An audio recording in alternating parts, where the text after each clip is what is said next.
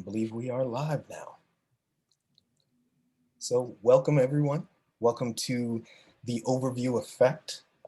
We are so excited to bring all of these panelists together into a single virtual space, not a single room, but a virtual space to talk about a phenomenon that so many people aren't familiar with, but I believe they absolutely should be. We all believe they absolutely should be.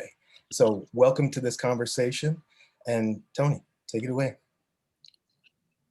Thanks, Jason.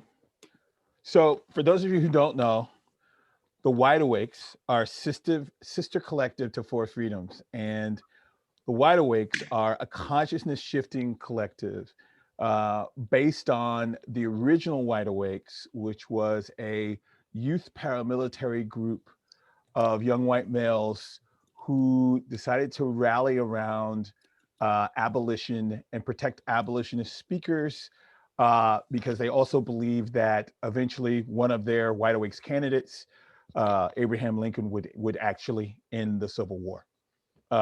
They centered themselves around slogans such as wide awake on all subjects at all times.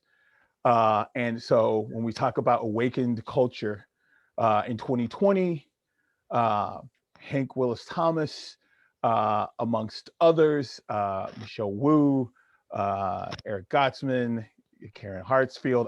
I'm about to name the entire crew: Ebony Brown, Mecca Brooks, Carly Fisher. I will name one more: Tracy Ryans, and others. Decided to kind of hit the ground in 2020, remixing the Wide Awakes. And so today, the Wide Awakes are activists, change agents, creatives, forecasters, and everyday people. And together, we're reclaiming our inherent right to joy, autonomy, and liberty, rejecting extraction, and finite games, and embracing regeneration, abundance, and infinity in their stead. And so last year in 2020, the Wide Awakes expressed themselves through art, through activations, campaigns, and projects centered around racial justice, getting out the vote, and civic joy. This year in 2021, we're at the dawn of a new era. So our 2021 efforts are centered around transformation, interdependence, and of course, the overview effect. So we'd like to thank Sundance, the Wide Awakes, and Four Freedoms, and also we would like to let you know that this offering tonight is brought to you by the Wide Awakes Collaboratory, which is a support hub for collaboration, experimentation, and implementation. I want to turn it back over to you, Jason. As I mentioned, we have an amazing group of panelists that are joining us right now. First off, I'd like to shout out Loretta Whitesides. She has been such a great partner in pulling this group together and giving shape to this idea, and also inspiring me to be much more of a Jedi in my day-to-day life. She is a founder astronaut with Virgin Galactic. She's author of a book called The New Right Stuff, which is reframing what it is that is required for us now and today, but also as we continue to move forward in our interplanetary explorations. There's a new list of requirements that are going to make that possible. And she's also co-founder of the global space party, Yuri's Night. Also with us is Leland Melvin. Many of you may recognize him as the astronaut with the two dogs in his official NASA photo, which is amazing. But what you may not know about him is he's one of those people who are able to play football at the highest levels in a professional capacity, and then suddenly decide, yeah, I'm going to switch and become an astronaut. And it's just that easy for him. It's extraordinary. He's got an amazing story to tell. He's lived an amazing life, and we're going to get to know him a little bit better during this panel as well. We also have Sister Peace. She is a Plum Village nun, disciple of Thich Nhat Hanh, and co-founder of Grounded. It's a Memphis-based organization harnessing the power of art to inspire and heal. The work that she does through Grounded is extraordinary. The work that she does in general is extraordinary. I have been deeply impacted by it personally. So I want to thank her for participating as well. Cord Jefferson is an old friend of mine. We used to work together some years ago. He is a journalist, an essayist, a television writer, and if you don't know him personally, you absolutely know his work. He is responsible for some great writing for television, for shows like Succession, The Good Place, Master of None, and one of the most important television shows that has aired recently, Watchmen. If you haven't watched that yet, get your life together and put that on your list of to-dos immediately. So important. And then the last person I want to introduce is a person that we wouldn't be here without him. This conversation could not happen without him. His name is Frank White, and he is author of the book, The Overview Effect, and he is the man who coined the term, the overview effect. He is a space philosopher and an advocate for developing new philosophy in space, of space exploration. These are all of our people, and I would like to hand it over to Frank to introduce us to the overview effect and exactly what it is. Okay, thank you, Jason. Thank you, Tony. You know, it's just an incredible honor to be here with such a panel. And I want to thank the Wide Awakes and Four Freedoms and the Sundance Festival for putting this on. I can't think of a more important time than now in the history of Earth to be talking about this topic. And maybe in a few minutes, I can give you an idea of why I think it is so critical and urgent. So let me just start, because people often ask, what is the overview effect? And it's many things. It is a term. As you said, I invented the term. I came up with it. I'll tell you in a minute how that happened. It's a term for an experience of astronauts like Leland. It is also a theory of spaceflight, what happens in spaceflight. And it's an evolving, a growing, living thing as a theory. And finally, maybe most important, it's now become a movement.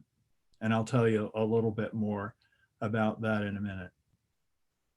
It is important how this happened, why you should take it seriously. And it's not because I sat at my desk and tried to come up with an interesting idea to share and write about and maybe get tenure at a university. That's not how it happened, and I think it's pretty important.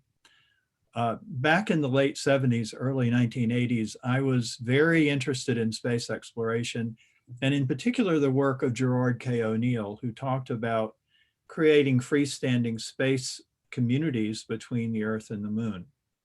I wanted to be one of those people, and I was obsessing about, well, what would that be like?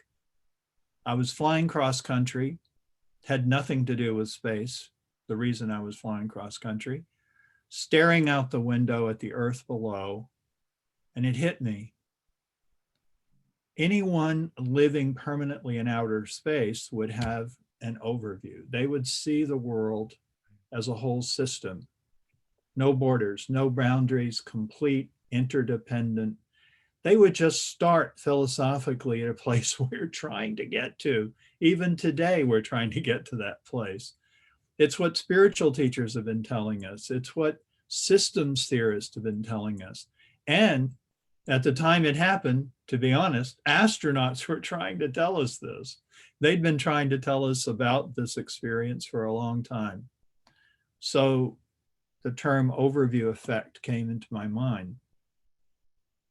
So what I'm trying to tell you is I think it's a message. I think the overview effect is a message from the universe to us about where we are and who we are and where we're going.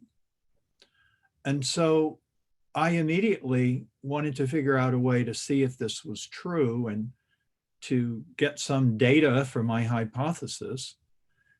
And I thought, well, there are no space settlers today, so I guess I'll talk to astronauts. And they will be proxies for these space community people. And I called NASA and I talked to the public affairs person. I said, I need to talk to all the astronauts right away. And he kind of chuckled. He said, the astronauts are kind of busy.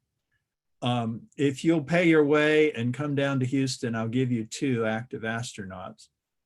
But why don't you interview retired astronauts? We don't control them. And I thought, you don't? Okay. And that really started the process of validating that there was something going on.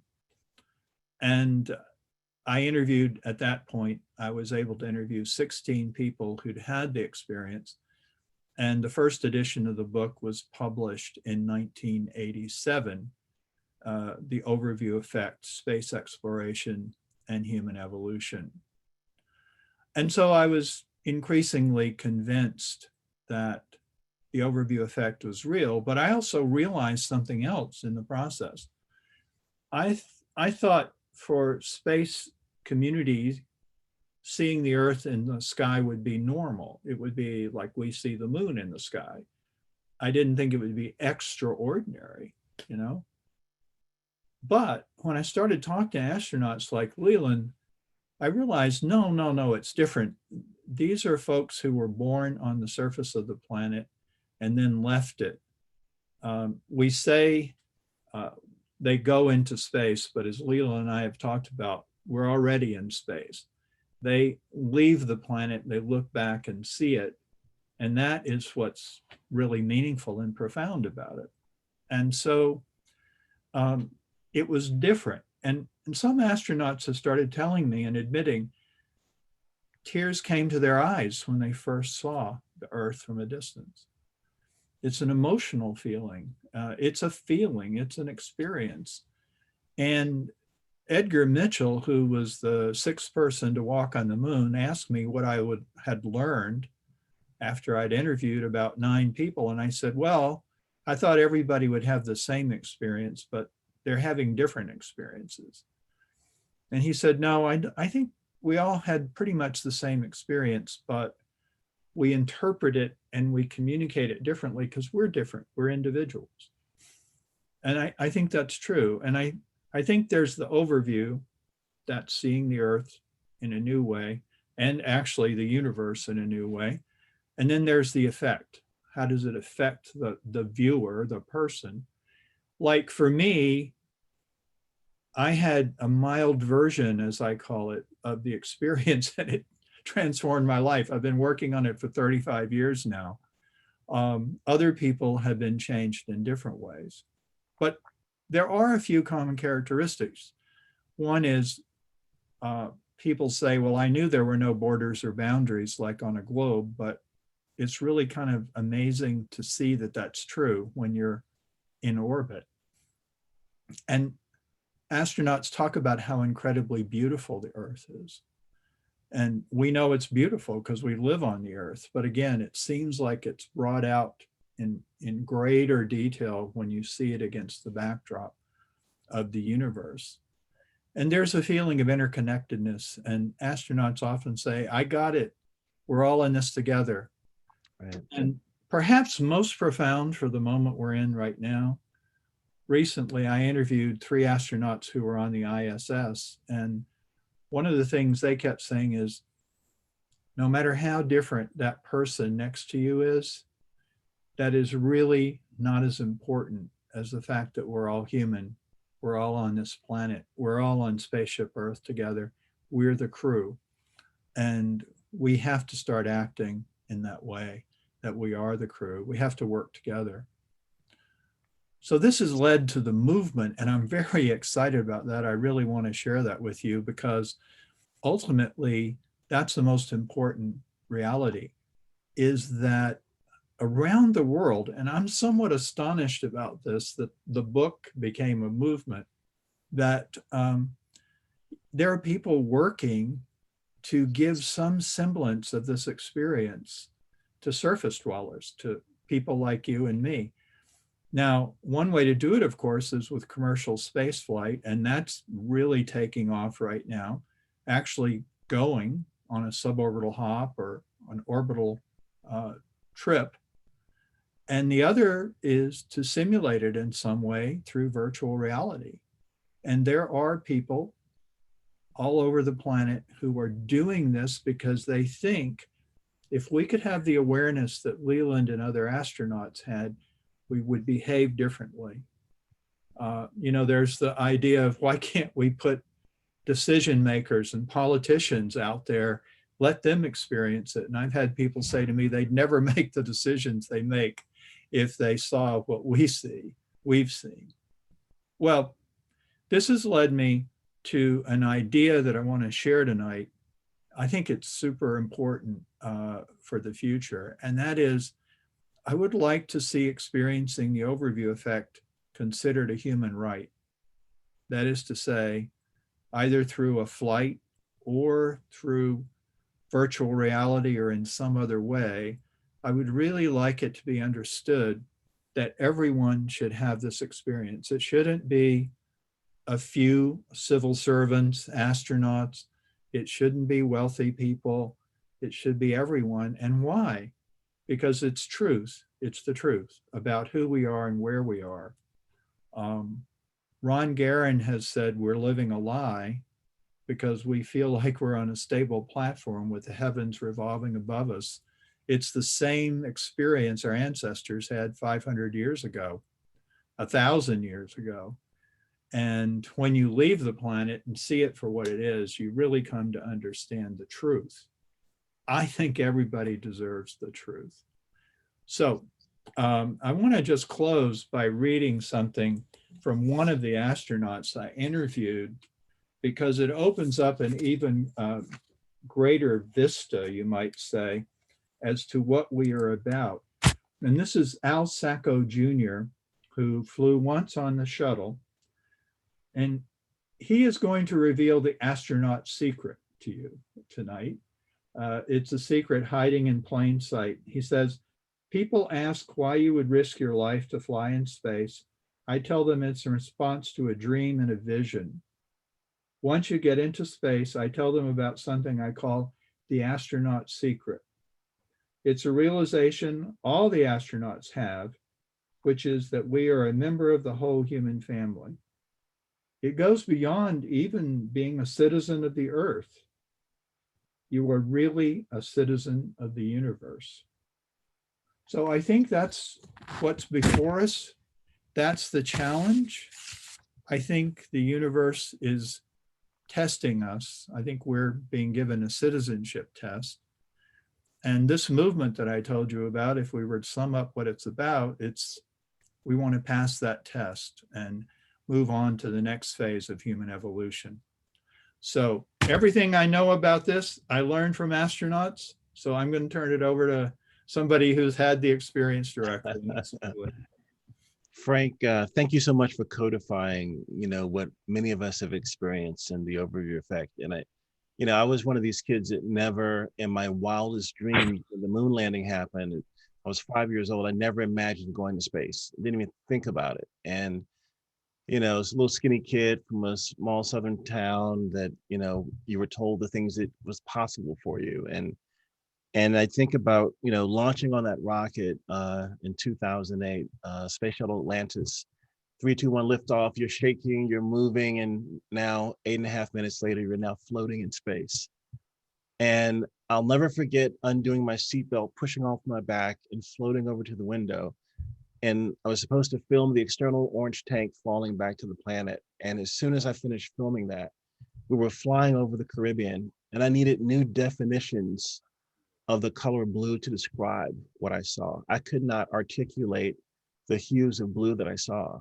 And that was a moment of kind of a reawakening of what the oceans were like. And then my job was to install this multi-billion-dollar Columbus laboratory. It's called I'm gonna show a picture of it above me. It's the Columbus laboratory right there on the right there. And so that was our primary mission objective. That's what I was supposed to do. We've been training, for years to do this. And after we installed that, I thought that was going to be my aha moment. And then Peggy Whitson, the first female commander, invited us over to the Russian segment to have a meal. She said, you guys bring the rehydrated vegetables, we'll have the meat. We float over there and, excuse me, and there's African-American, Asian American, French, German, Russian, the first female commander. traveling at 17,500 miles per hour, going around the planet every 90 minutes, seeing a sunrise and a sunset every 45, breaking bread with people we used to fight against while listening to Sade Smooth Operator. It was one of these moments, Smooth Operator's playing, I'm looking out the window. I'm flying over my hometown, Lynchburg, where I am right now. And then a few minutes later, we're flying over Paris, where Leo Eilhart's, one of the French astronauts, is looking down, and his parents are probably having a meal like we are. And Yuri, the Russian astronaut, the cosmonaut, is looking over to Moscow off to the side. And this moment of seeing our planet in this way, all of its grandeur, all of its color, flying over the Amazon, looking at fires burning, sediment coming down the Nile and the Mississippi, you know, our climate defined by these actions and things that we do. And we are working as a team in space, knowing that if any one of us does something wrong, we all perish. So your effect of looking back is a blueprint for how we can live and work together on planet, how we can be one civilization that cares about each other across racial, blue, red, whatever line you want to draw in the sand. We're all having to work in harmony. And I think many astronauts say that the Earth is fragile, right, Frank? They say it's a fragile planet. You know, we have all these things going on. The Earth is not fragile. Mm-hmm. We are fragile. If we decimate things to the point where the Earth belches us out, and it then goes along and does its thing and reconstitutes itself, but we're gone. Yeah. So we're the fragile beings that must take care of this with this overview effect, whether it's flying in an airplane or looking through a VR viewer with, you know, within a suit that allows you to get these other sensations and smells and tastes. And I think, you know, what you're talking about, this movement, and it's bigger, it's a much bigger thing than our individual selves. Mm-hmm. It's a collective, it's a movement that will help us redefine who we are as human beings in this universe. And so I'm just really honored to be here with you, Frank, and all the work you've done to help share this. But how do we codify this to turn this into a playbook for us to truly come together in a way that's harmonious and that we flourish together as one, you know, human family? I think Terranauts was mentioned. How do we live together this way? So, but the other thing, you know, I'm looking at this planet behind me, that thin blue line above the planet, that's right there, is our ecosystem that keeps us alive. We see that from space, and it's a thumb. You hold out your thumb out the window, and it's a thumbprint wide.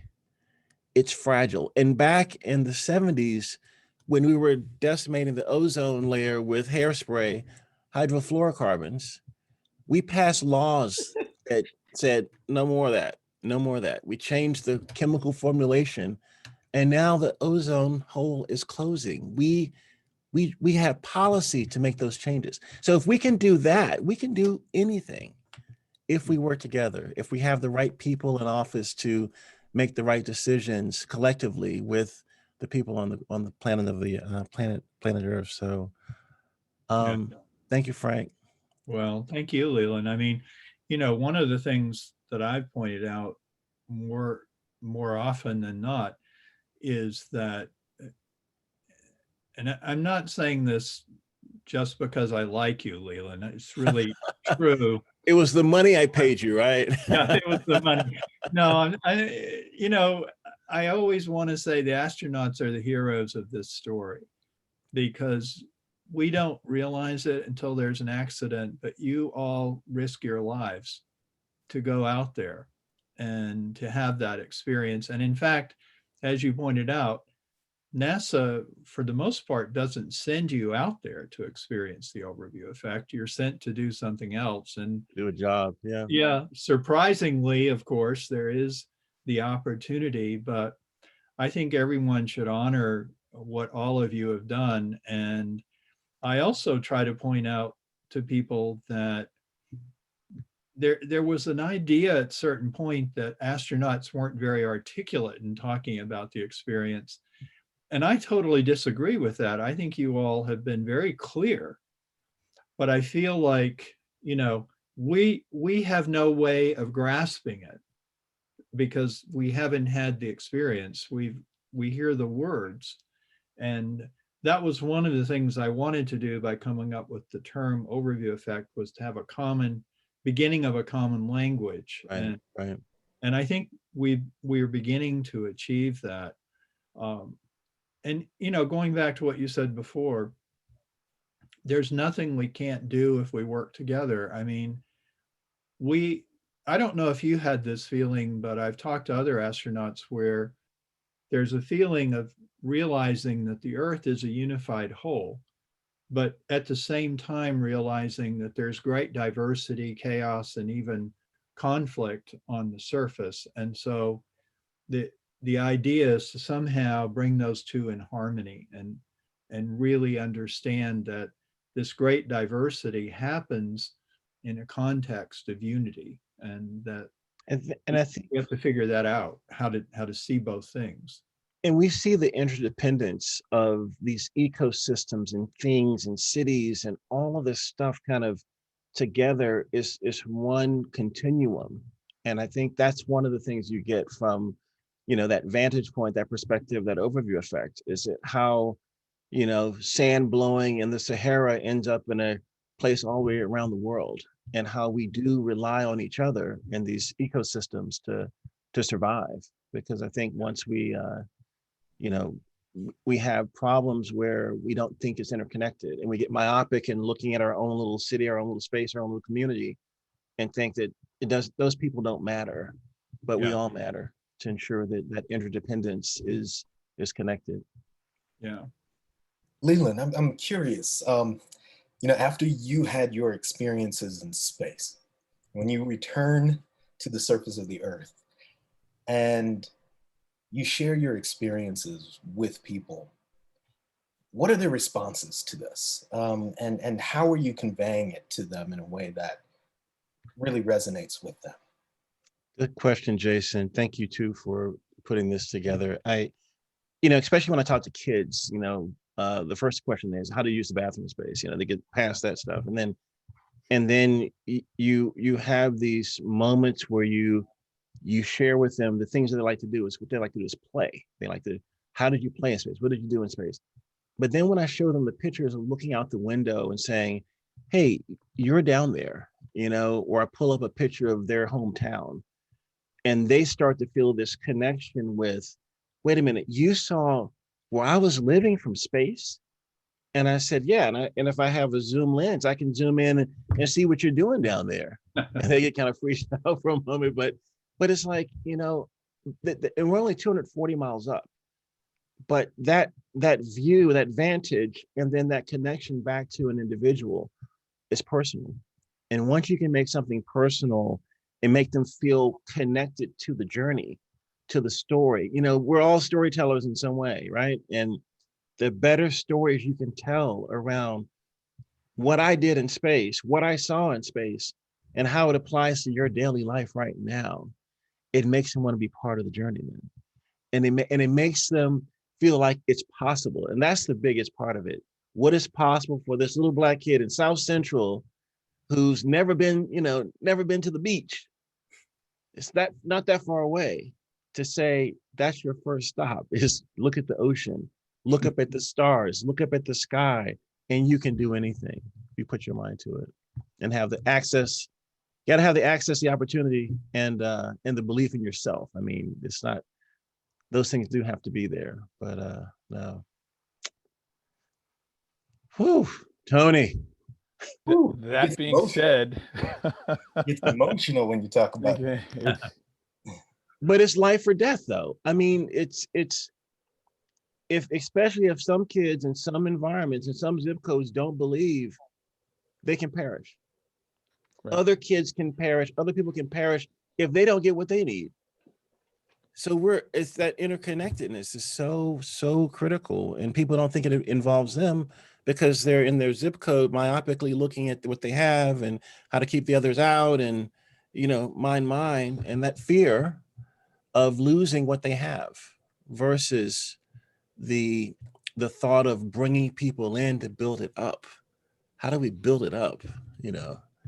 So That being said, Leland, I'd like to bring in Loretta Hidalgo Whitesides and Sister Peace and Court all Jefferson right. to join us because I think you gave us a perfect segue, Leland, in terms of the stories that we need to tell, the perspectives that we need to embrace in order to reach overview while we're standing here on Earth. Roger that. Right, the portal to wonder, if you will. And so I'd love to start with, in particular, I want to start with Loretta and Sister Peace, because we had the privilege yesterday, was it yesterday, to participate in an overview meditation. So I would love to start by asking Loretta, could you tell us a little bit more about the overview meditation? Oh, it was so much fun. Thanks for inviting me to that yesterday. We were on and just letting people do a visualization and just close their eyes and imagine getting on their spaceship and launching into space and having their own experience of looking down on the earth and floating at the window and guiding people through that and through their own emotional experience of that and their sense experience of that and then through the thinking of like, what do you want to do with that experience? Who's that inspire you to be? Who's the person that does that make you want to become when you get back? And what are the actions you're going to take when you land safe and sound back on the surface of your home world? Beautiful home world. It was actually an incredible meditation. I felt as if you provided I think you used the term launch pad, right? Yeah. You provided the launch pad for me to hover above the earth and take on a different perspective in less than 10 minutes, Loretta. Just pretty incredible feat. You can get to space in less than 10 minutes. So meditation, one of the things that I gathered in one of the sessions that we had, a world building session, which I'll talk about in just a minute, but it also just brings to mind that meditation is another one of those portals to the perspectives that we need to embrace those larger ecosystems, but also our own internal apparatus and ecosystems as well. So I'd love to pass this to Sister Peace in terms of talking about the similarity between overview effect and other spiritual practices and experiences that exist. Thank you, Tony, and thank you, Frank and Leland and Loretta and everyone that's here. It's such an honor. The connection today, I had a bit of an insight, and I was going to end with this, but I'm going to start with this. And that is that the cosmos is not that far away, right? It's a few inches, mere seconds. And there are a couple ways we can get there. We can look up and out, we travel, and we can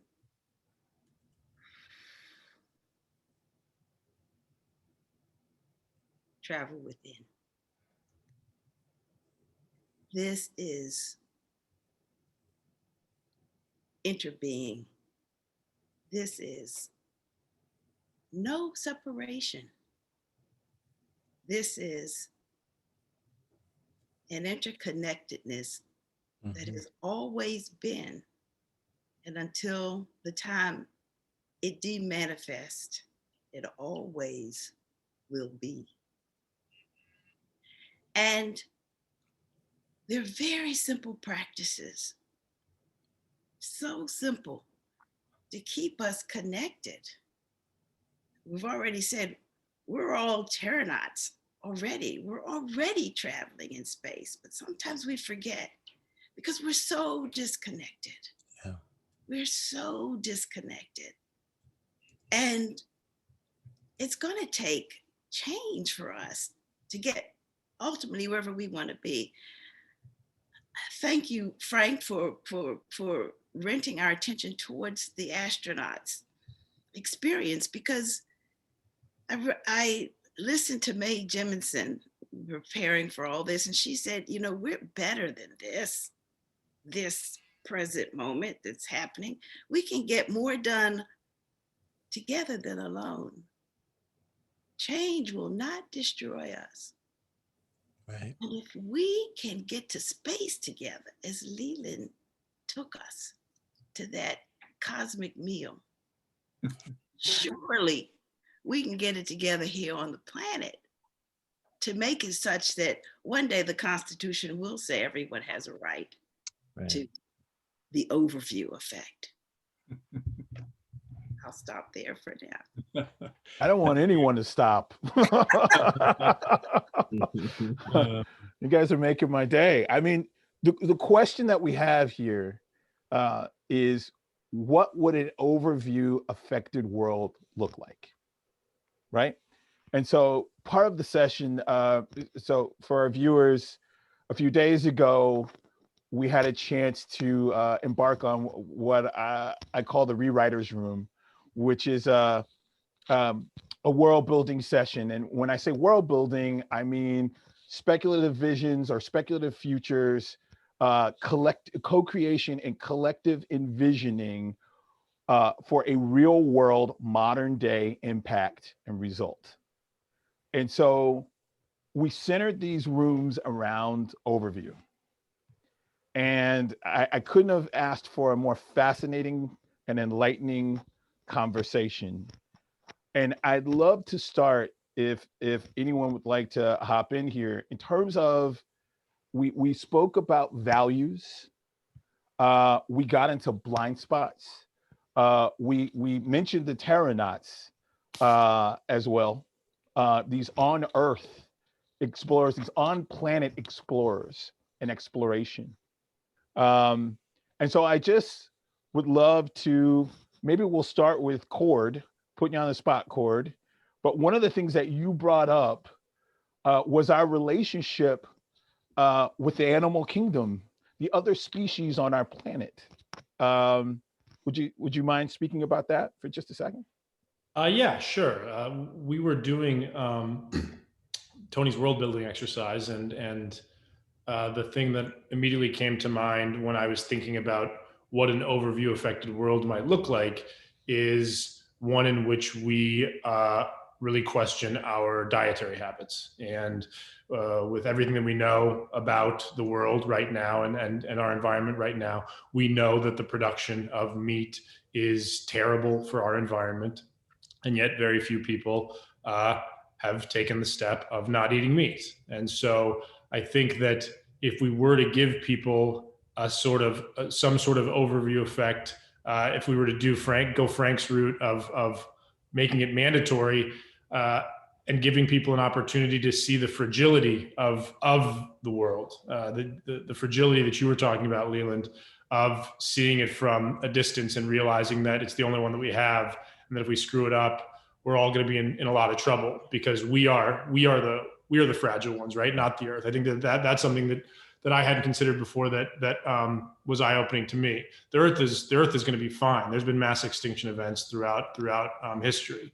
The earth is going to be here. We're the ones that are in danger. So if we start to understand that our relationship with the beings around us, specifically animals, is incredibly important to maintaining our existence on this planet, I think that to me was the first thing that I considered when we were talking about what an overview effect world might look like. Loretta, was there anything that stuck out for you in that session? Yeah, we riffed a lot on rituals and the power of rituals. We talked about what kind of rituals do you want to have, pre-flight and post-flight, but also on a broader scale, like what kind of rituals do we need as humans to process seasons, process life seasons, process birth and death, and coming of age. You know, we have such a wealth of traditions to learn from and choose, but really making those rituals part of people's lives, because so much of that has been lost in lately, and sort of bringing that wisdom back in, and giving people that experience of community, that experience of meaning, and then that storytelling, that being around the fire, that's so central to who we are as people. Tony, I wasn't in that session, but I saw the slides, and one of the things that you guys had was Soul, School of Lived Experiences. And I saw that and I'm like, that's like what it's really all about. I mean, the legacy of those that have fallen, the legacy of those that have been back there, what do they do? How do they live? How do they interact with each other? And that's the soul. And John Baptiste said something in the movie Soul, that humanity and the human soul is beyond category. It's beyond. So you can't put me in this ism box, in this box, in this box, because my soul is beyond category. And that's that lived experience, So I think what you guys have been riffing off of is just distilling it down to a core basic level of the soul, and how those souls, those lived experiences, how they interact together to create harmony and interconnectedness. That's beautifully articulated, Leland. Thank you. Very beautifully articulated. That's why you need to be in the next writer's room, Leland. Because this thing about the School of Lived Experiences, really taps into ancestral intelligence, what I call the other AI, right? So we've got AI versus AI, right? Can they be combined? Is there a conduit? Are we the conduit? But the question I have here, and maybe I'll open this up to everyone, is, in terms of our ancestors, have they experienced the overview effect before? That's the thing that I've been thinking about.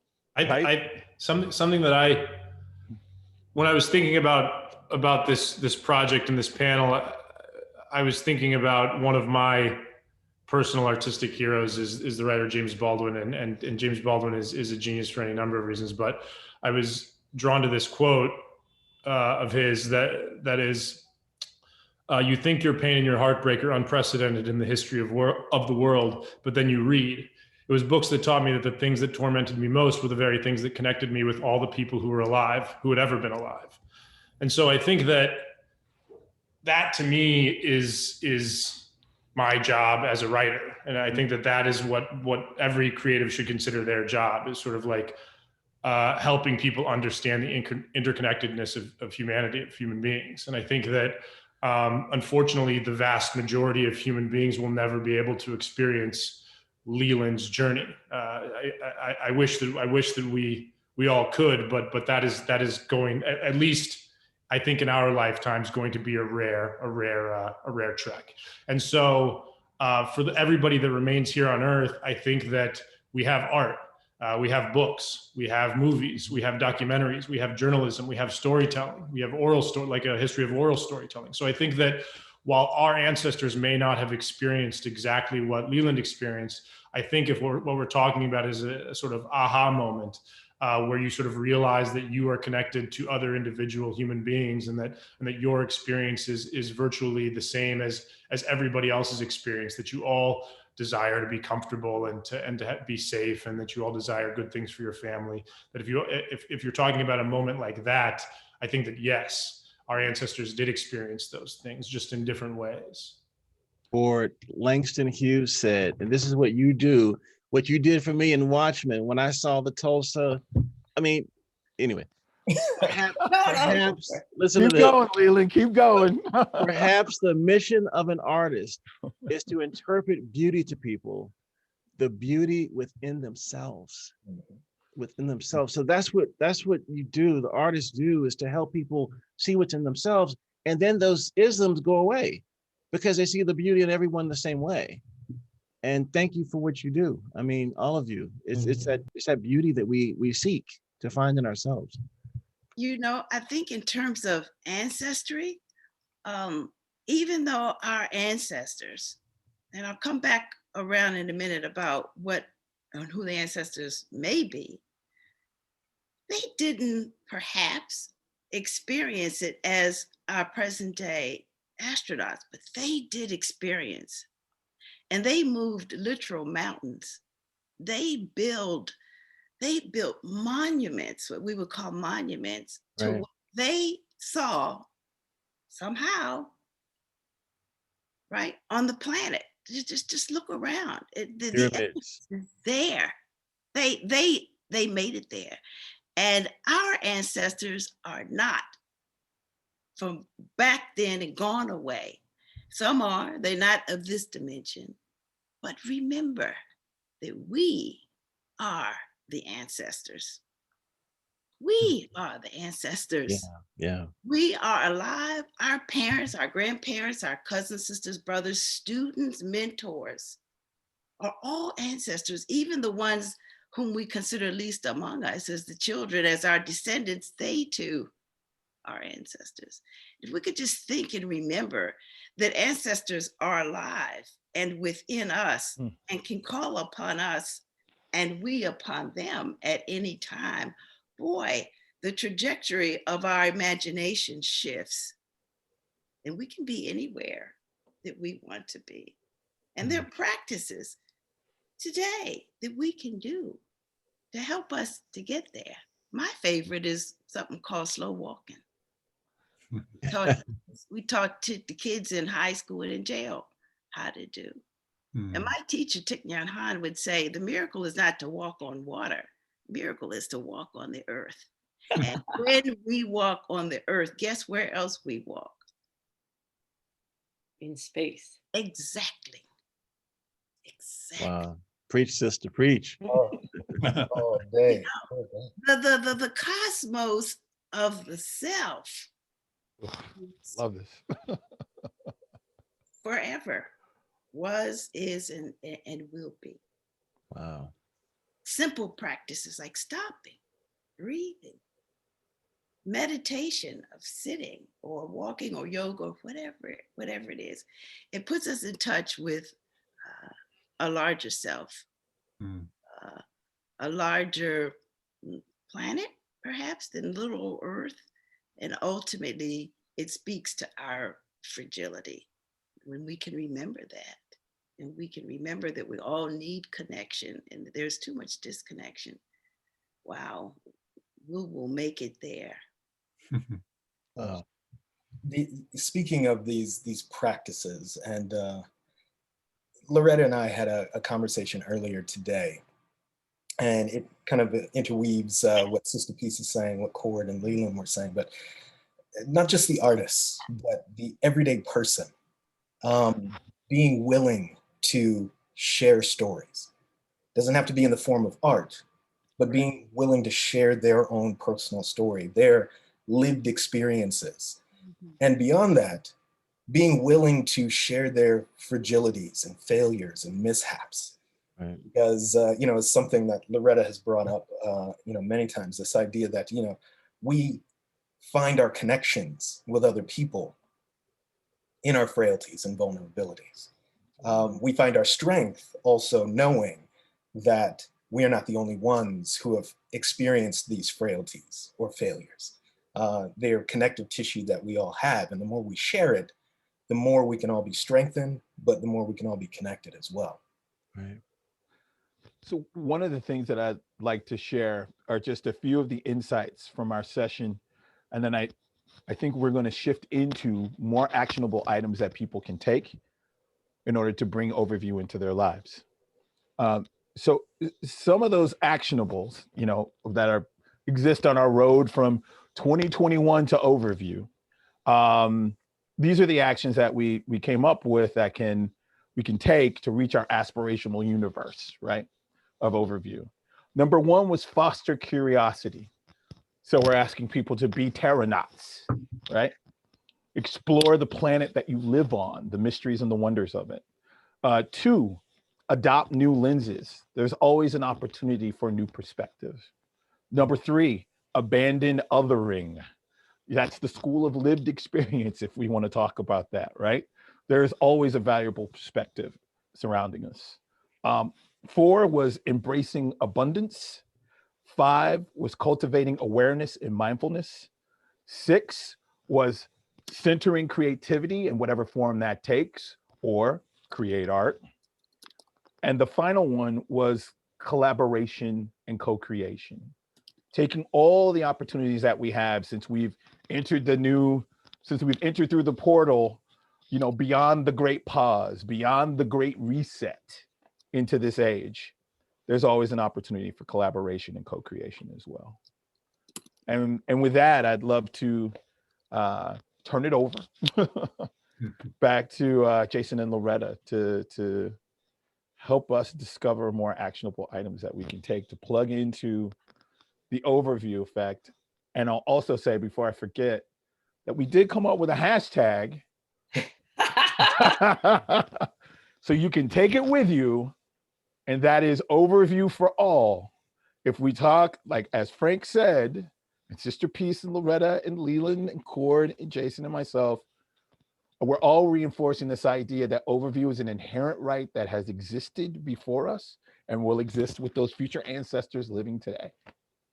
So absolutely, we'll put that in the chat. Thanks, guys.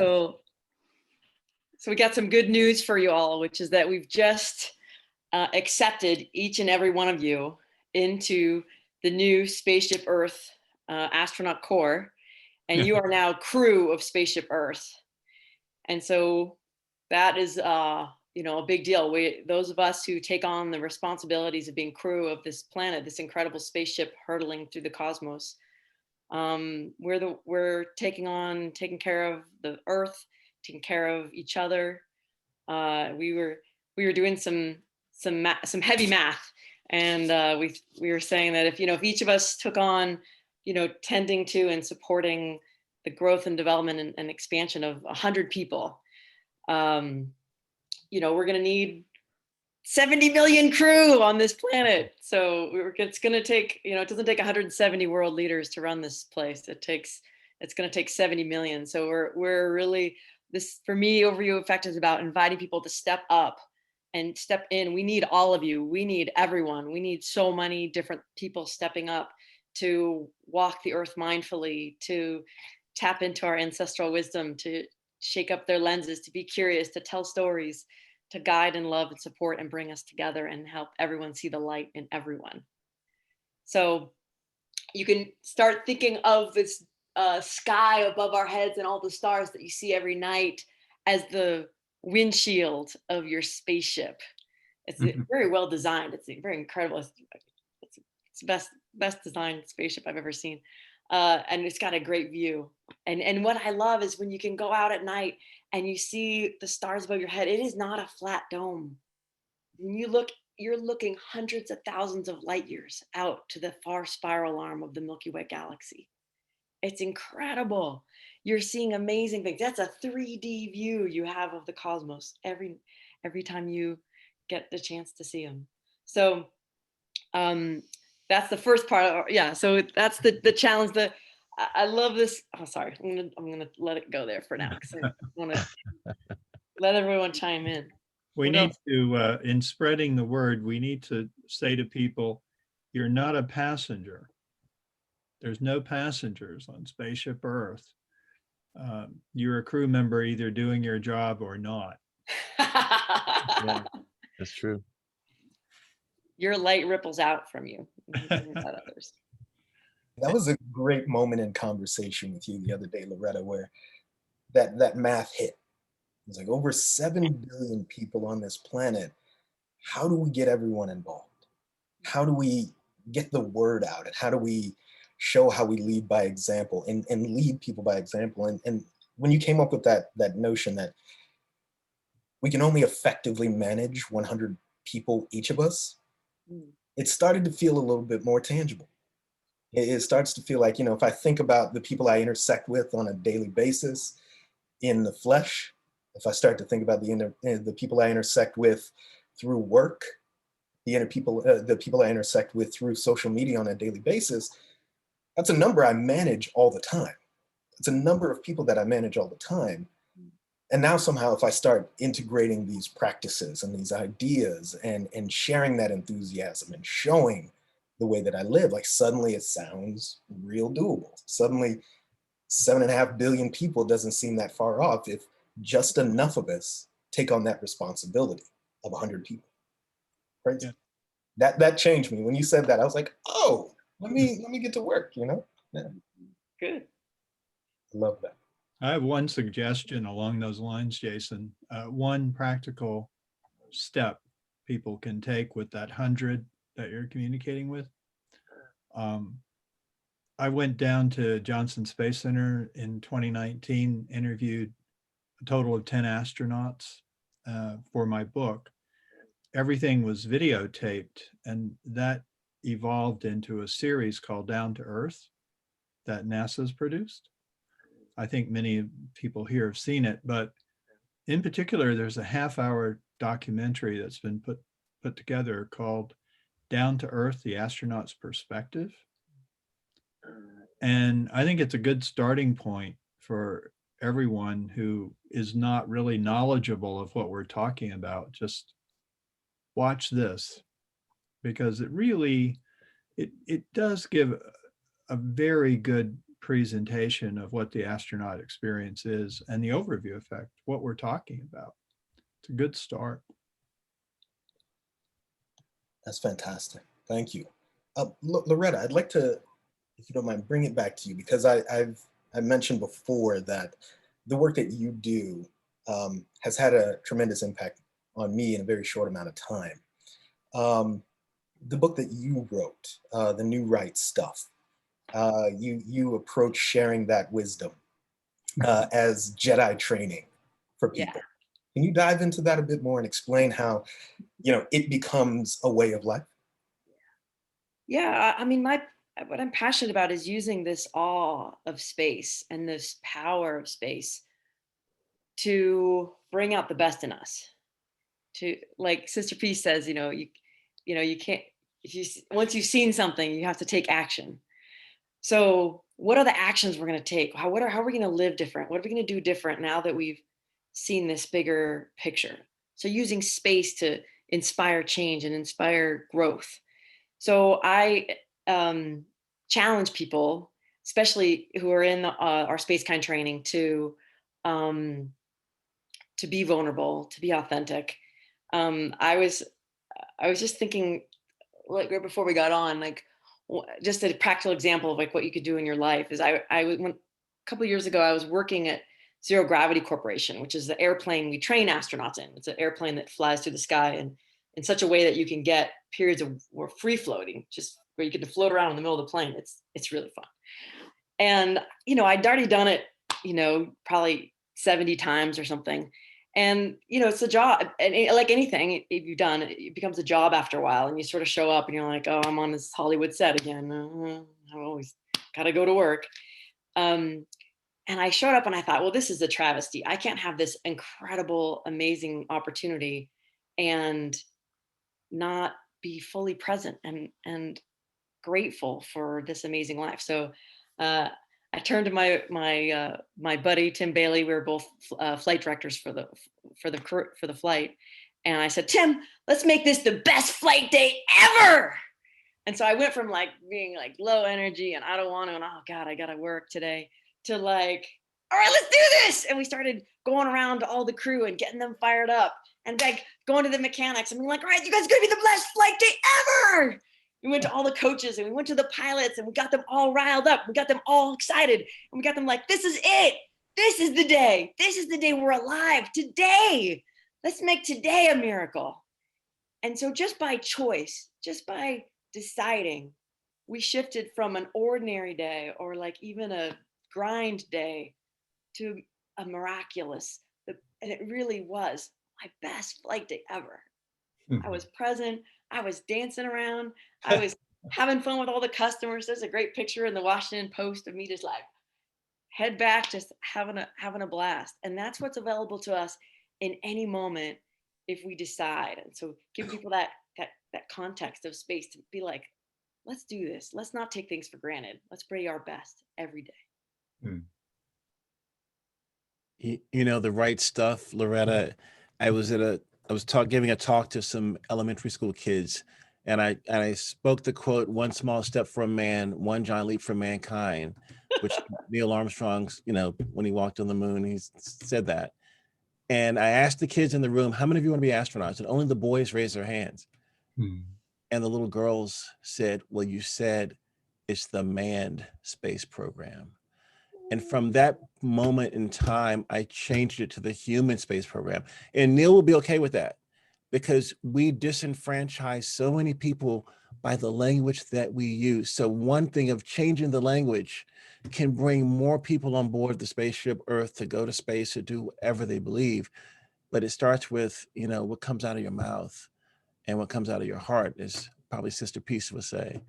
And that beauty within you that resonates, to let everyone feel included in the journey.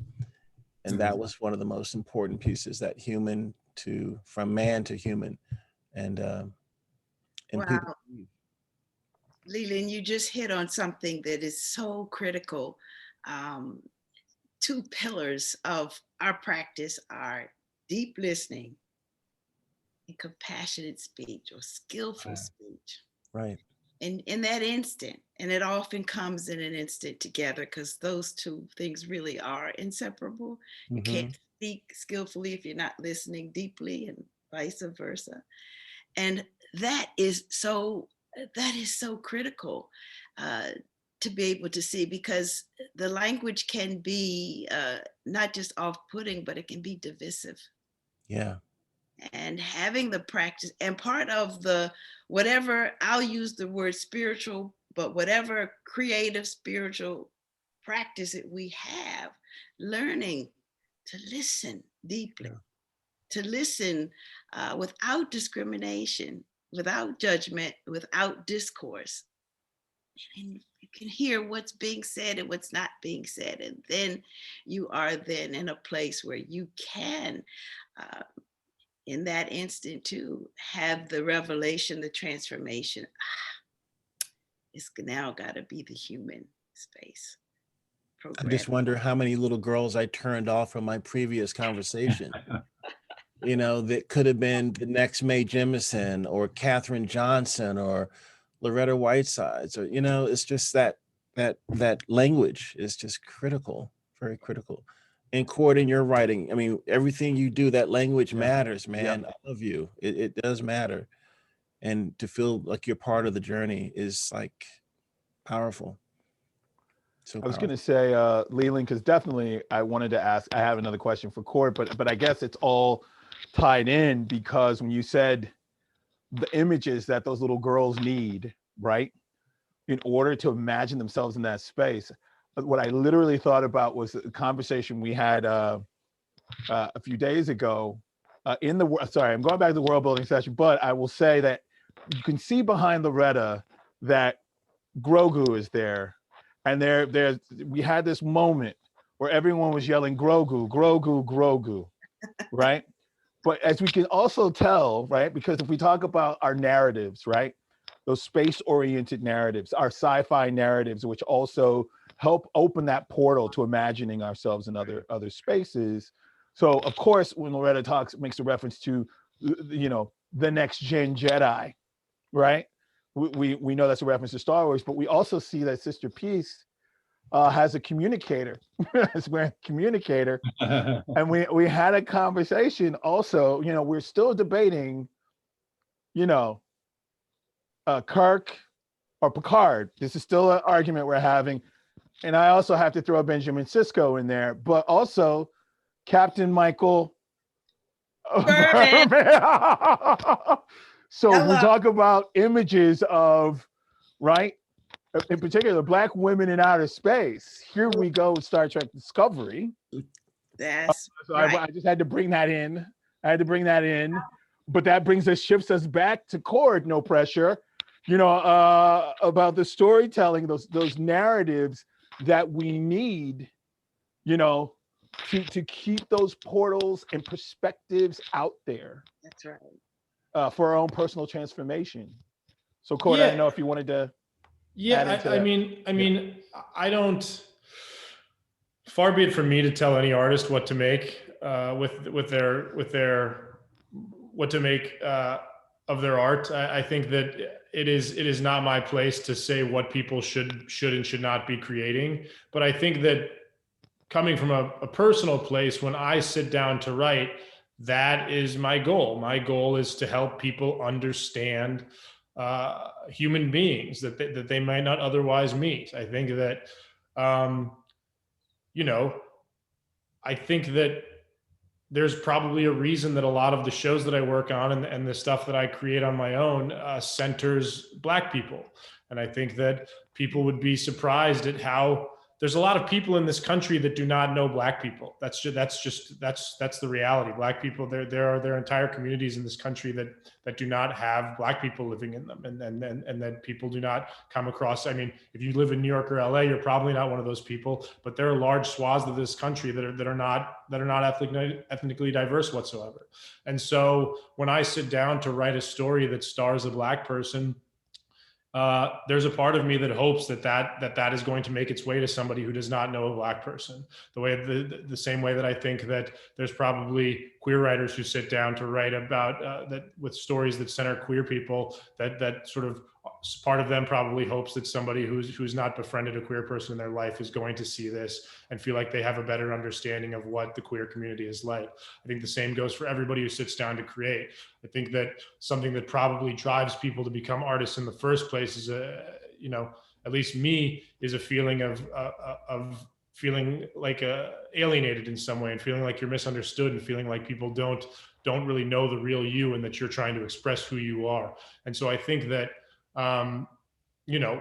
for me, that's what guides my hand a lot of the time, is hoping that people might understand a little bit more about who I am as a human being, and the things that I think about, and the things that I believe in, and hoping to spread that kernel of truth as far as possible. And continuing, I feel like it is also, it's, imagination is also infectious, right? So providing someone with a perspective that they haven't seen also opens a portal, for a new perspective. You mean like, right? when Lieutenant Uhura kissed Captain Kirk, first interracial kiss in the 60s, when he kissed the green woman, the first intergalactic kiss in the 60s. Gene Roddenberry was rocking that, right? I mean, absolutely. People had never seen that before. And a Black woman in a leadership role in the 60s, where she wasn't a slave or a servant on television. That was Lieutenant Uhura. So that was powerful. That inspired Ron McNair. Ron McNair and his brother Carl McNair were watching Star Trek and said, if there are women like that in space, I want to be an astronaut. And so he got his physics degree, went to MIT, got his PhD, and got accepted to NASA. Wow. Because he saw Lieutenant Uhura rocking it on television in the 60s. Wow. And Ron McNair. Go ahead, Frank.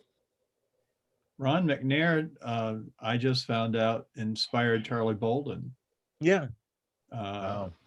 Long story. I don't think we have time for that, but I just interviewed Charlie for my book, and he told me Ron was the one who told him, you can do this. You can be an astronaut. And Charlie told me. Legacy. Is that right? I did not know that. I was going to apply, and he said, well, you can't get in unless you apply. Yeah, I think that's what Ron told him. So, yeah, that's great. I mean, one thing I would just say about language, one simple change that needs to happen is we need to stop talking about space colonies. The word colony turns off a large part of our planet. Yeah. And yet it's being used rather frequently by people in the space field. I'm really campaigning against that. It's got to be space communities. That's right. I think. But we're looking at simple things, and yet what we're seeing is simple things produce big change. And one other thing I have to say is this concept of the human space program, when I came to the end of writing the book, I realized, you know, this is bigger. Exploring the universe is a lot bigger than one space agency, one country, one company. And in fact, in my book, there's a whole proposal to create a human space program. So I totally agree. And again, we don't have time to go into it, but there are some of us who are working on creating a human space program, literal one that exists in the world. But again, the whole point of it is to be inclusive, sustainable, ethical, and global. And we really need to start looking at space exploration as a human endeavor with nobody left out, nobody left behind. So speaking of that, Frank, I wanted to ask the rest of our panel, are there organizations that maybe you're associated with or that you think we should know about in this time, in terms for people to plug into, you know, the spaces that we're talking about, that we're mentioning now? I'll start with Loretta. Absolutely. Well, we have Space for Humanity, which is a group that's going to be giving people who the opportunity to fly to space themselves, if they can demonstrate that they're going to use that flight to make the biggest impact on Earth possible. And they're a really neat up and coming community, and we're doing an event with them next week, a space and wine event with some wine from Skywalker Vineyards as a Jedi. That caught my attention. So that's sort of fun. And Frank and I work a lot with them. And then, of course, you know, my space kind training, and then which is, you know, a great hero's journey that I get to take people on who want to use space to bring out the best in themselves. And then Yuri's Night, the World Space Party. What I love, I mean, I'm just, my cheeks are hurting from this conversation because I'm such a pig in mud with bringing the spirituality together with the art, together with the astronaut, the space. I mean, I'm just like, this is my jam. And that's what we do at Yuri's Night too, is we bring together the artists and the musicians and the scientists and engineers, and we make some magic. So that's coming up Saturday, April 10th. And that's a fun community to get involved with as well. Awesome. Sister Peace, any organizations you think we should know about? And you're on mute. I am not in the realm, at least I should say I just entered the realm of space, and the very conscious. Service is also space. That's right, that's right. So I would say this. I believe that we all already have a passion within. And I think we need to link that passion with action. So I encourage people whenever I can to discover what it is that you can have compassionate action for. For me, here I am in Memphis, Tennessee, and with my group, my team Grounded, we have entered the Shelby County Juvenile Detention Center, where they put children in jail from 12 years old to 17, 12. At the same time, I've had the wonderful opportunity, and that too is a wonderful opportunity, to work with the children here at East High School, virtually. We came up with a curriculum that melded both the creativity of the arts with mindfulness. And so whatever it is, whatever touches us in any way that can help another human being or another being, whether it's 4 legs or 1 million legs or 2 legs or no legs, find out what it is. Find out what it is. Look deeply, and then make a commitment. And in whatever way that we can, because we know when we bring all of us together and do better, what happens, right? That ship rises. That ship rises. So, yeah, whatever your and explore it. If you don't have one, get one. Get one. Yeah. Get out there, because as you help others grow and learn and expand, guess what happens to us? We grow, we learn, we expand, and we embrace, and the sense of othering starts to dissipate.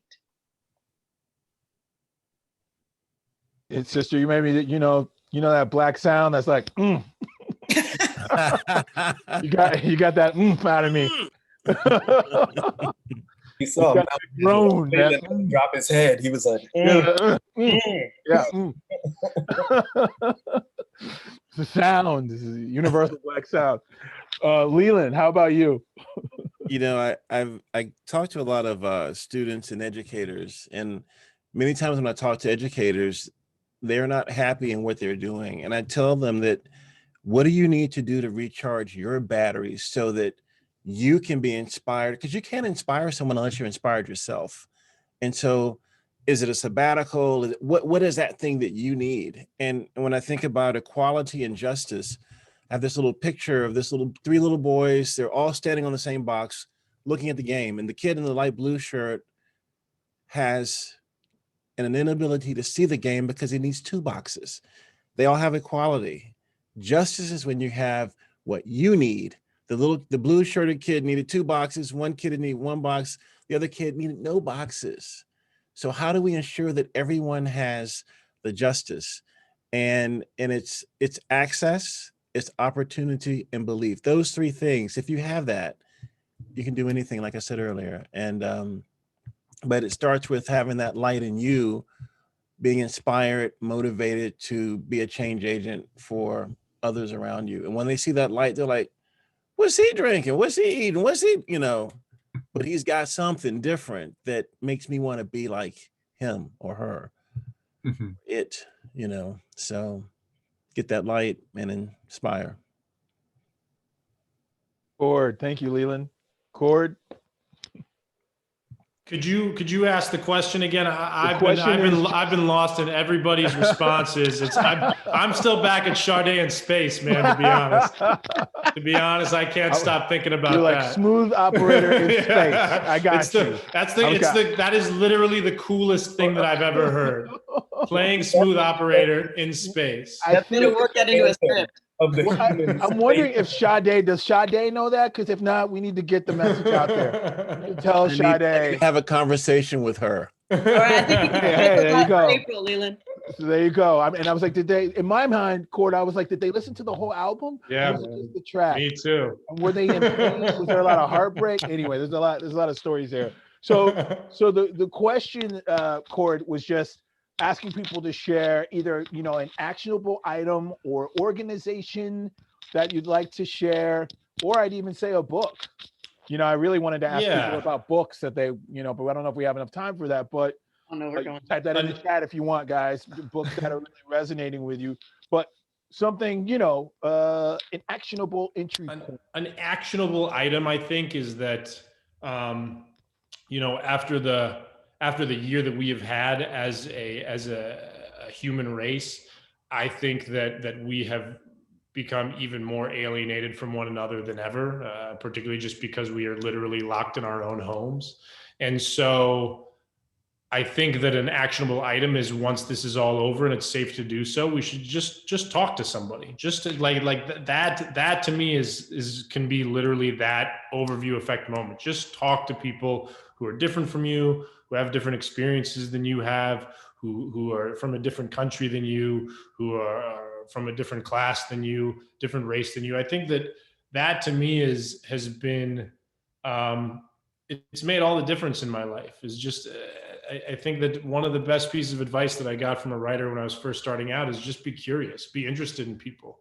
Pay attention to what people are saying. Don't just wait until it's your turn to speak in conversations. Actually absorb what people are saying, because you're going to learn so much, and you're going to be able to observe so much by just being quiet and listening. And I think that to me has made all the difference in my career and my life, is just being open to listening to new perspectives from new people constantly. And I think that you know, we're all going to be, it's going to be, once this is all over and we're allowed to go back outside, I think that we're all going to be desperate and thirsty for that kind of thing. It's going to be like finding water in the desert. And so I just hope everybody remembers to get out there and actually sort of experience people and talk to people and experience the world that you live in. I think that's one of the best things that anybody can do. Beautiful. Beautiful. And with that, I think we should open it up for a few questions. I'm gonna keep it quick, Tony. No, please. I did want to share that one of the things that was really foundational to this panel and really connected all the dots for us was the science fiction writer Octavia Butler. And when Jason said that was one of his influences, I'm like, I'm in. We're doing this. So Octavia Butler's Parable of the Sower is an incredible book. It's a little too prescient, dystopian future. It takes place in 2024, and it's a little too eerie how on it is. It can be kind of heavy, but if you're not up for that psychologically, maybe don't take it on just yet. But the ethos that they create in that story, and the earth seed, and the rituals, and the community they build, and the spirituality they develop is so elegant and so simple and so beautiful. It's a really powerful tool if you want to take that on. So Loretta, I'm gonna share this story really quickly, because my whole 2020 just involved Octavia Butler. Here at Sundance, there's an experience in New Frontier called Entering the Interstitium, and that came from a world building session sponsored by the Guild of Future Architects in the Futurist Writers Room, where we took Octavia's canon and filled rooms with like beautiful Black minds to see what would happen. And so I've talked about this in other interviews, but a portal opened up when someone asked the question, where do Black people go in times of duress? Where is the psychic space that they go to inwardly? And then we ended up calling that the interstitium. And the interstitium is the term that's used for the fluid between organs, because we were looking for an in-between space, this liminal space. So the fluid between organs is also considered an organ itself. So we talked about entering the interstitium, a place of ancestral knowing, where you walk in fragmented and then you walk out whole, right? And I think there's an opportunity for this on the other side of whatever we're going through now.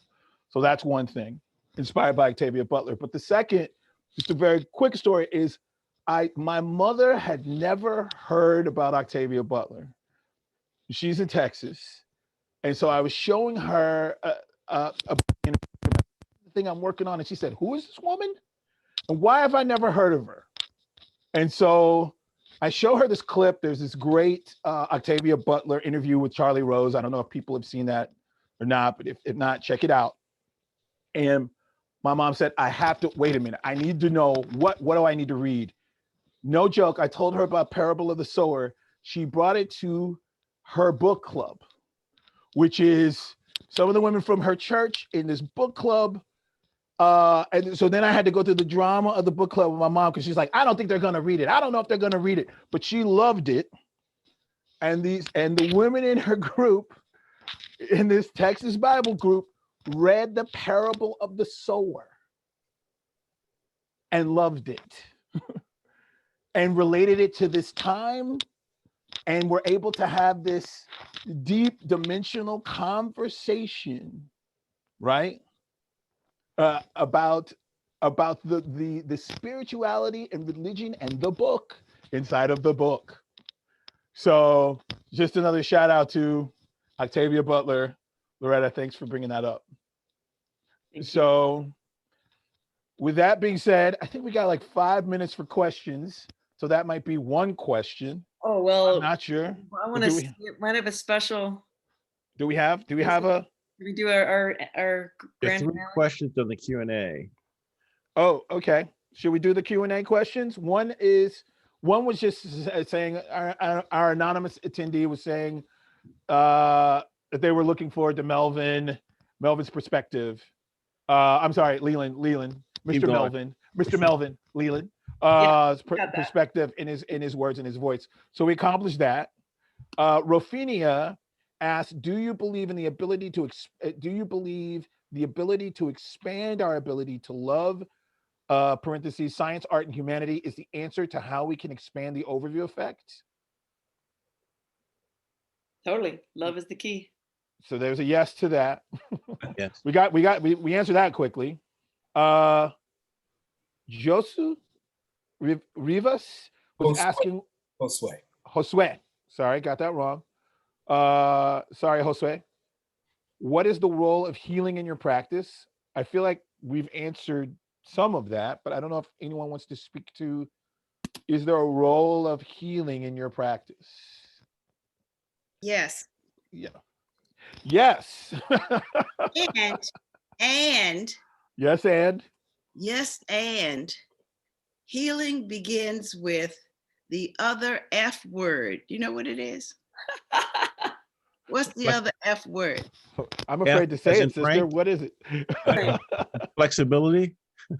Forgiveness. Oh, amen. The other F word is forgiveness. And that is where most of our healing will come from. Yeah. Forgiveness of self, forgiveness of other. Amen. That is the F word we need to use, right, sister? Okay. That's right. Forgive you.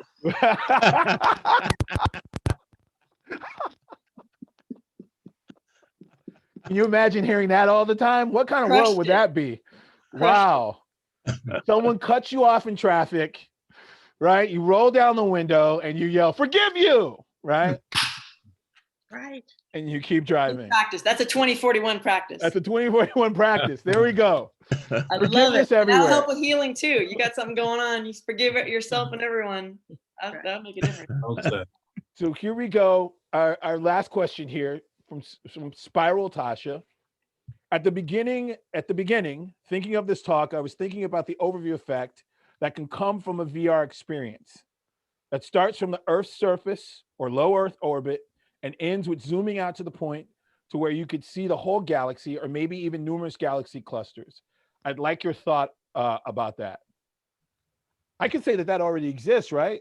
I mean, I think I tried a National Geographic VR experience. I have a Quest 2. I'll just confess, I have a Quest 2. I've spent many hours during the last 3 months in the Quest 2. It's amazing. I've never been able to spend more than 40 minutes in VR. Now there's hours. It's not good. I have to let it go. So, but I don't know if anyone else wants to speak to the type of virtual reality experiences we should have, I guess, which include overview or your ideal virtual reality experience.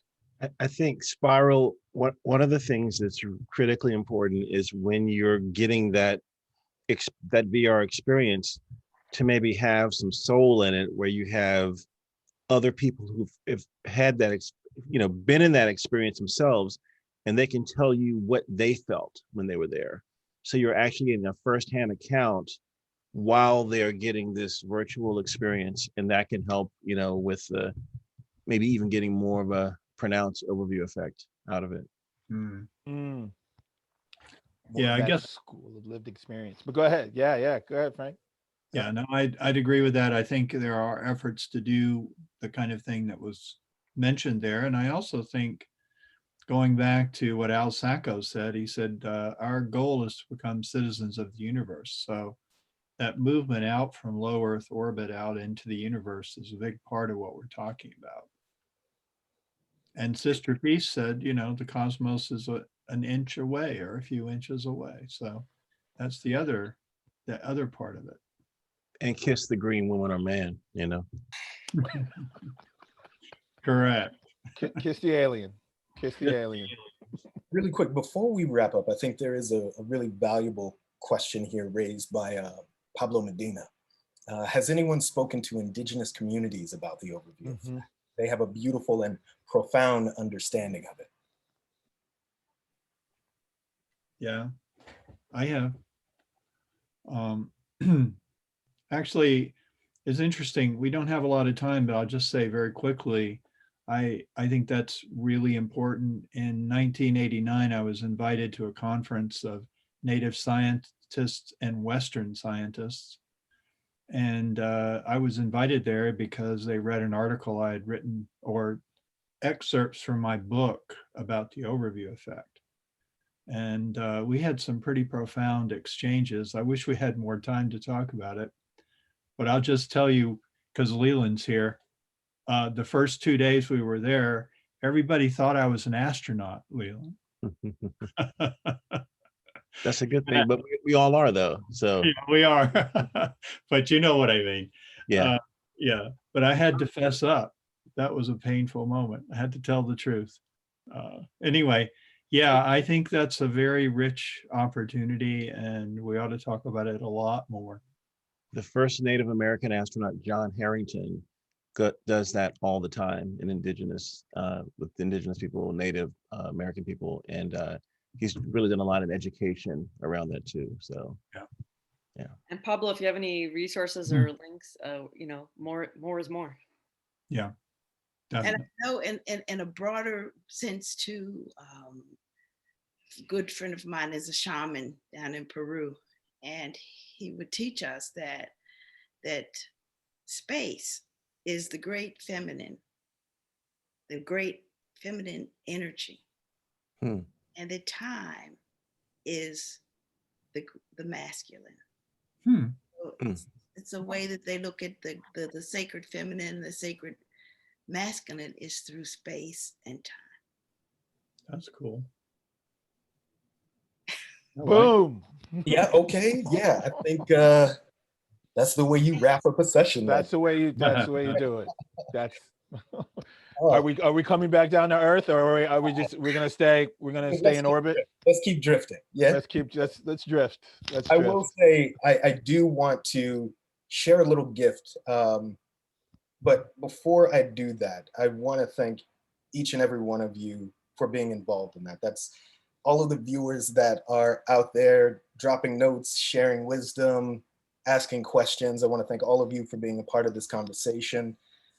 I want to encourage you and thank you all for becoming or taking on the role of crew members of Spaceship Earth and connecting with your 100 people and starting to spread this and live this and showcase it for all. I really want to thank you all, encourage that behavior. I want to thank Frank for giving us a subject to talk about and pull apart and analyze and adopt in ourselves. And I want to thank Leland for living it and you know, committing himself to sharing all of that, and Loretta for doing the exact same thing and being that future astronaut that's going to have your own types of experiences that you will also share.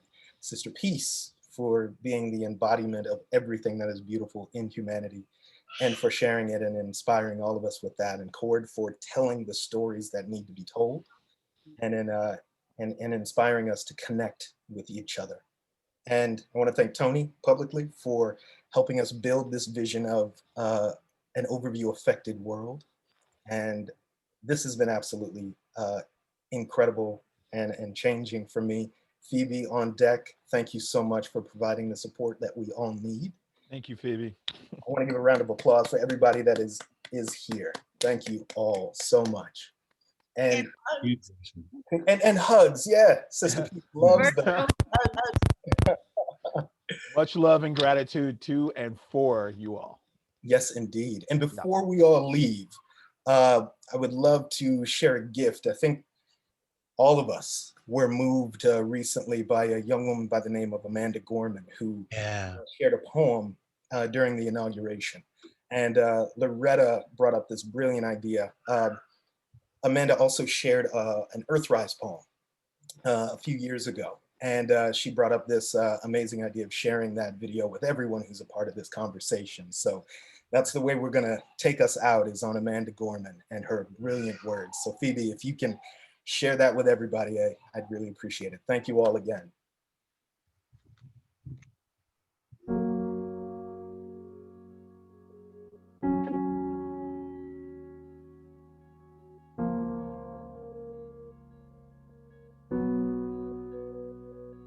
On Christmas Eve, 1968, astronaut Bill Anders snapped a photo of the Earth as Apollo 8 orbited the moon.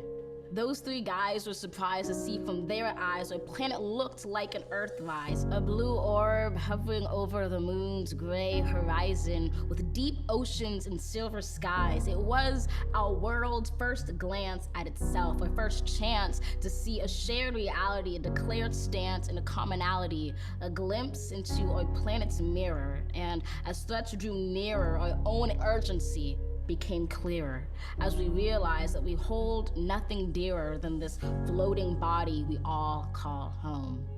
We've known that we're caught in the throes of climactic changes some say will just go away, while some simply pray to survive another day. For it is the obscure, the oppressed, the poor who, when the disaster is declared done, still suffer more than anyone. Climate change is the single greatest challenge of our time. Of this, you're certainly aware. It's saddening, but I cannot spare you from knowing an inconvenient fact, because it's getting the facts straight that gets us to act and not to wait. So I tell you this not to scare you, but to prepare you, to dare you to dream a different reality where, despite disparities, we all care to protect this world, this riddled blue marvel, this little true marvel, to master the verve and the nerve to see how we can serve our planet. You don't need to be a politician to make it your mission to conserve, to protect, to preserve that one and only home that is ours. To use your unique power to give next generations the planet they deserve. We are demonstrating, creating, advocating. We heed this inconvenient truth because we need to be anything but lenient with the future of our youth. And while this is a training in sustaining the future of our planet, there is no rehearsal. The time is now, because the reversal of harm and protection of a future so universal should be anything but controversial. So, Earth, pale blue dots, we will fail you not. Just as we chose to go to the moon, we know it's never too soon to choose hope. We choose to do more than cope with climate change. We choose to end it. We refuse to lose. We do this and more, not because it's very easy or nice, but because it is necessary. Because with every dawn we carry the weight of the fates of this celestial body orbiting a star, and as heavy as that weight sounded, it doesn't hold us down, but it keeps us grounded, steady, ready, because an environmental movement of this size is simply another form of an Earthrise. To see it, close your eyes, visualize that all of us in this room and outside of these walls or in these halls, all of us change makers, or in a spacecraft floating like a silver raft in space, and we see the face of a planet anew. We relish the view, we witness its round green and brilliant blue, which inspires us to ask deeply, wholly, what can we do? Open your eyes, know the future of this wise planet is right in sight, right in all of us. Trust this earth uprising, all of us bring light to exciting solutions never tried before, for it is our hope that implores us at our uncompromising core to keep rising up for an earth more than worth fighting for. Wow. Wow, bro. Mm. Mm. Mm. Mm. That's overview effect times 2,500,000. There it is. Crushed it. So cool. What was the name of that again? Earthrise by Amanda Earthrise. Gorman. Okay. Yeah, she'll be performing at the Super Bowl next Sunday as well. Holy schmoly. Yeah, Oh, about that, the first wow. poet, the Meteor first poet rise to to perform fame. at the Super Bowl. How about Ooh. that? That's Wow. cool. All right. There we have it. Thank Thank you, you all. Leland, for staying so Amazing. much. Thank all of you. Thank you to our viewers. Thank you to our panelists. Thank you, Gaia. Thank you, Earth. Thanks to the deities, the spirit, the one all, the all of us. Please have a wonderful night. Thank you. Thanks.